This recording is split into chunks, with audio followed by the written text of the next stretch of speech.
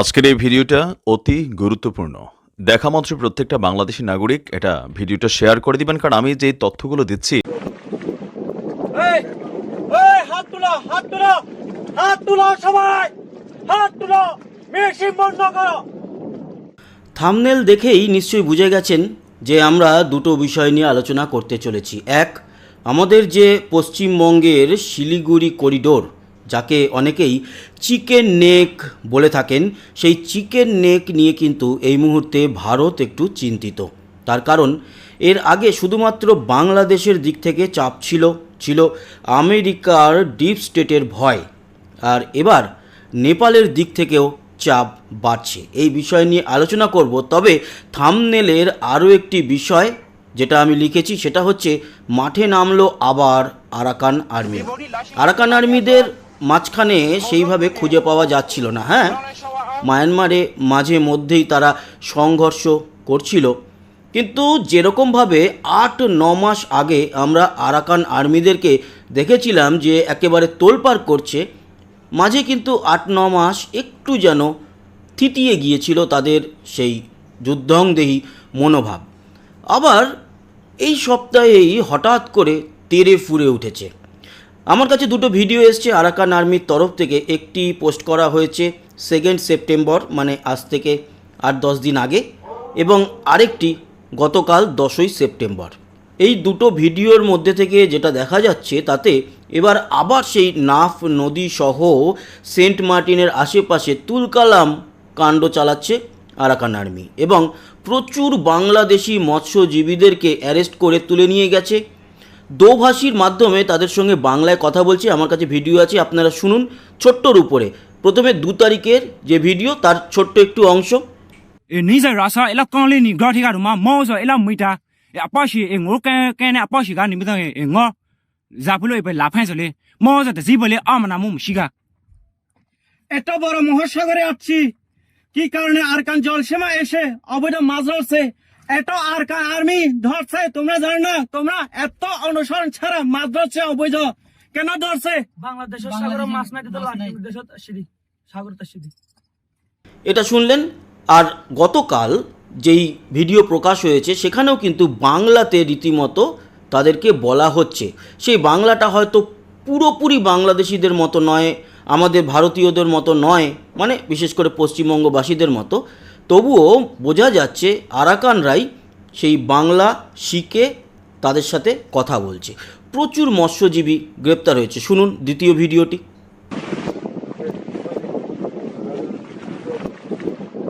এই এই হাত তুলো হাত তুলো হাত তুলো সবাই হাত তুলো মেশিন বন্ধ করো। কি পাইছে জানা মিয়া লিব বলে বুক খা বুক কি বা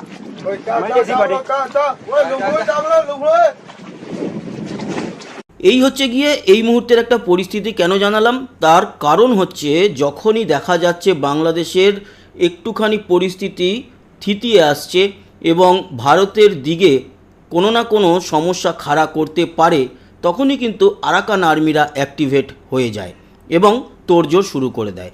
সেটা অজিত ডোভাল ম্যাজিক হোক, র ম্যাজিক হোক, আর অন্য কোনো ম্যাজিকই হোক। এইটা আরাকান আর্মিদের তরফ থেকে অনেক দিন বাদে ভিডিও পেলাম, খবর পেলাম, তাই আপনাদের সামনে তুলে নিয়ে এলাম। সেদিকে নজর থাকছে।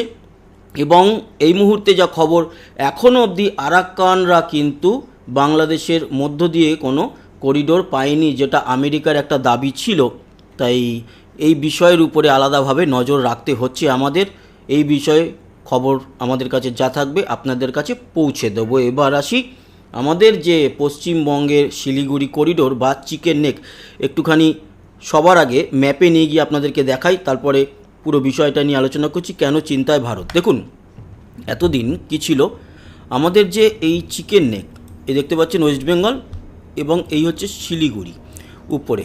শিলিগুড়ির কাছে এই যে অঞ্চলটি, এইটুকু জায়গা যেটা 21 থেকে 22 কিলোমিটার চওড়া, তার একদিকে এই যে বাংলাদেশ, ঠিক আছে, বাংলাদেশের পঞ্চগড় এই অঞ্চলটা, এবং এই দিকটা নেপাল, ওকে, ভদ্রপুর।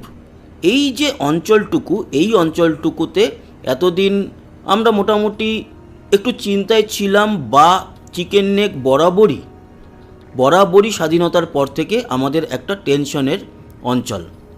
তাতেও বাংলাদেশের আমাদের এতদিন মোটামুটি অসুবিধা ছিল না 2024 অবধি। 2024-এর পর মুহুর্মুহু আমাদের যে থ্রেড দেওয়া হতো যে এই চিকেন নেক কেটে দিয়ে আমাদের 7 সিস্টার আলাদা করে দেওয়া হবে বাংলাদেশের তরফ থেকে, বিশেষ করে মোহাম্মদ ইউনুস এবং তার সাঙ্গপাঙ্গরা, তাছাড়া নতুন যে চিত্র প্রকাশ করে দিত, সেখানে আমাদের একটা টেনশন ছিল। এবং আমরা সবসময়, কারণ আমরা কাউকেই ছোট করে দেখি না, আমরা সবাইকেই একটা সম্মান দিয়েই দেখি, মানে বুঝতেই পারছেন কোন সম্মানের কথা বললাম। তো সেক্ষেত্রে আমাদের এখানে কিন্তু অনেক দিন ধরেই আমাদের সেনাবাহিনী খুবই তৎপর।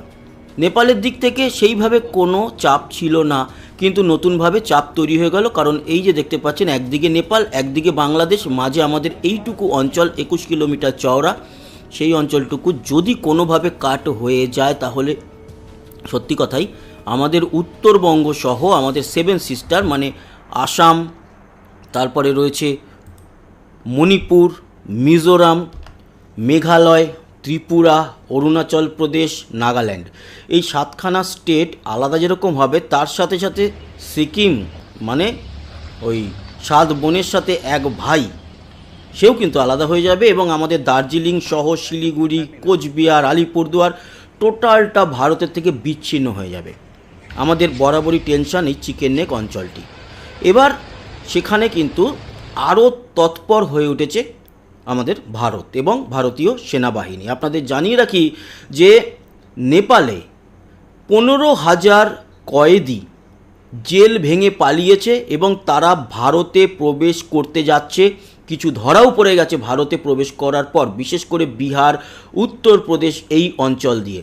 এখনও অবধি চিকেন নেক বা আমাদের পশ্চিমবঙ্গ অঞ্চলে সেরকমভাবে কেউ ধরা পড়েনি, সেরকমভাবে নয়, ধরা পড়েনি, কারণ এই দিকটায় মিলিটারি প্রচণ্ডভাবে তৎপর হয়ে গেছে। যতক্ষণ না আমরা শিওর হচ্ছি যে সেখানে গভর্নমেন্টে কে আসছে, ততক্ষণ অবধি কিন্তু শান্তি নেই। আর চিকেন নেক নিয়ে সত্যিই চিন্তায় এই মুহূর্তে আমাদের ভারত। এছাড়া আপনাদের আগেই জানিয়েছিলাম 15 তারিখে আমাদের ফোর্ট উইলিয়ামে আসছেন প্রধানমন্ত্রী নরেন্দ্র মোদী, অজিত ডোভাল, প্রতিরক্ষা মন্ত্রী রাজনাথ সিং, প্রতিরক্ষা দপ্তরের সচিব এবং সিডিএস অনিল চৌহান, এই বড় বড় মাথা আসছেন এবং সেটা আগে থেকেই ঘোষিত। তারপরে নেপালের এই যে বিপ্লব সেটা হয়েছে, তাই অনেকেই মনে করছে আগে থেকে কি নরেন্দ্র মোদী সহ আমাদের কেন্দ্রীয় সরকার জানতো যে নেপালে এরকম একটা কিছু হবে এবং সেখানকার সিচুয়েশন বা আমাদের চিকেন নেককে কন্ট্রোলে রাখার জন্য এই মিটিং, এটা নিয়ে একটুখানি প্রশ্ন থাকতে পারে। বাট আমরা যদি সেদিকে না যাই, চিন্তার কারণ একদিকে বাংলাদেশে আমেরিকার অঙ্গুলি হেলন, পাকিস্তানের আসা যাওয়া এবং এই মুহূর্তে মোহাম্মদ ইউনুস সহ বাংলাদেশের যেই সমস্ত এই অবৈধ সরকারের লোকজন রয়েছে, তারা যেরকমভাবে পাকিস্তানের কোলে বসছে, আমেরিকার কথা শুনে চলছে, তাই তারা এই চিকেন নেকের উপর কিছু একটা স্টেপ নিতে পারে সে সন্দেহ রয়েছে। সেদিকে আমরা ছিলাম পুরোপুরি একেবারে তৎপর। কিন্তু নেপালের দিকটা আমরা ভাবিনি, যদিও কেপি শর্মা ওলি, যিনি গত পরশুদিন পর্যন্ত প্রধানমন্ত্রী ছিলেন, আজকে প্রাক্তন, এই মুহূর্তেও যতটা খবর নেপাল সেনার যে একটি স্থানে রয়েছে শিবপুরি যে সেনা ব্যারাক, সেখানে তাকে রাখা হয়েছে। আর তারপরে আমরা শুনেছিলাম যে সুশীলা কার্কি বলে একজন ভদ্রমহিলা, যিনি প্রাক্তন বিচারপতি নেপালের যে সুপ্রিম কোর্ট সেখানকার, সেই প্রাক্তন বিচারপতি আবার কিন্তু ভারতপন্থী, কারণ উনি বানারস হিন্দু বিশ্ববিদ্যালয় থেকে পড়াশোনা করেছেন, নরেন্দ্র মোদীর একজন ভক্ত। এবং উনি TV9/18-এ একটি TV9/18 না, যাই হোক নিউজ 18, তাতে একটি ইন্টারভিউতে বলেছেন যে মোদিজি ভালো লোক, আমরা কিন্তু নেপাল চাই মোদিজির সঙ্গে এবং ভারতের সঙ্গে ভালো সম্পর্ক নিয়ে এগোতে। আর ঠিক তার পরেই হঠাৎ করে আমরা কি দেখলাম, ওনার নামটা সরে গিয়ে ঘিসিং বলে একজনের নাম উঠে আসছে। এই ঘিসিং কার ঘেঁষা, এটা কিন্তু এখনও অবধি সামনে আসেনি। শোনা যাচ্ছে ইনি সেরকমভাবে পলিটিশিয়ান নন, এনার হাত ধরেই নেপালে যে পাওয়ার গ্রিড এবং ইলেকট্রিক সাপ্লাইয়ে প্রচুর একটা বিপ্লব এসেছে। তাই এই যে ঘিসিংয়ের নাম হঠাৎ করে প্রবেশ করে যাওয়া এবং সুশীলা কার্কির নাম হঠাৎ করে একটু সাইড হয়ে যাওয়া, এগুলো কিন্তু অনেকটা সন্দেহ জাগাচ্ছে যে কেপি ওলি যতই বলুক যে ভারতের জন্যই গদি হারিয়েছি, আমেরিকার যে এখানে খেলা নেই সেটা কিন্তু একেবারে সরিয়ে দেওয়া যায় না। তাই সেখানেও যদি আমেরিকার খেলা থাকে এবং আমেরিকার তৎপরতা, ডিপ স্টেট এবং সেখানকার সিআইএ যদি তৎপর হয়ে পড়ে নেপালে এবং সেখান থেকে কিছু কাণ্ড কারখানা করে, অন্যদিকে বাংলাদেশে সেখান থেকে যদি কাণ্ড কারখানা করে, তাহলে চাপে থাকছে আমাদের চিকেন নেক। তাই আগামী কয়েকদিন ভারতকে কিন্তু আমাদের সকলকে সজাগ থাকতে হবে। আমরা সজাগ থেকে তো লাভ নেই, থাকতে হবে আমাদের সেনাবাহিনীকে, আমাদের পুরো দেশীয় নেতৃত্বকে। তো এই ছিল ইনফরমেশন আপনাদের জন্য। আশা করি এই ইনফরমেশন আপনাদের কাজে লাগলো। সবাই ভালো থাকবেন, সুস্থ থাকবেন, আবার দেখা হবে। টাটা।